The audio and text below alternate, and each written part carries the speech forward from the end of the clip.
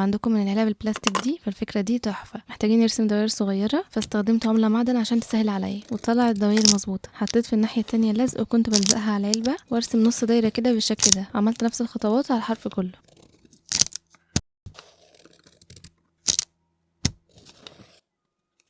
بعد كده بنستخدم القطر عشان نقطع الشكل ده. البلاستيك لو خفيف مش هنحتاج نسخنه، هيتقطع بسهولة من غير اي حرارة. لو البلاستيك تقيل شوية بقى محتاجين نوجه عليه الاستشوار مثلا عشان ما يتعبناش قوي في القص. دلوقتي بقى محتاجة نلونها، فانا مش عايزة الالوان تبهدلها من جوه، وخصوصا ان انا هستخدم سبراي، فعملت كده حرف باللزق على اطراف العلبة كلها. بعد كده استخدمت السبراي الاسود ورشتها. نشيل بقى كل اللزق ده.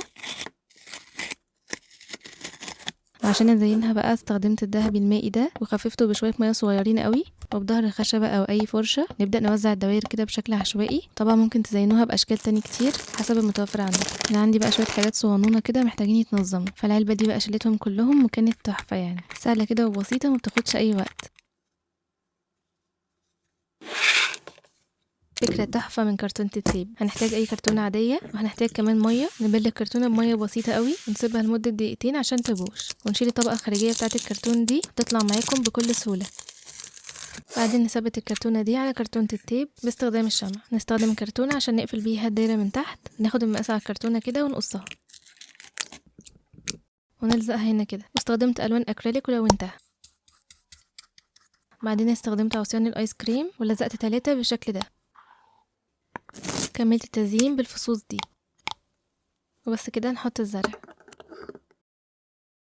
تعالوا اوريكم بقى هنعمل ايه بالعلبه دي. نعرضها للحراره الاول ونشيل اي ستيكر عليها، ونجيب اي حاجه طولها مناسب عشان نسند عليها القلم ويطلع معانا الخط متساوي. وبكمل باقي الرسمه بالشكل ده. وفي الظهر كده بنحاول ما ناخدش من طول الازازه كتير. لو عاوزين التقطيع يبقى اسهل فهنعرضها لهوا سخن كده الاول، بعدين نقص الزيادات بالقطر.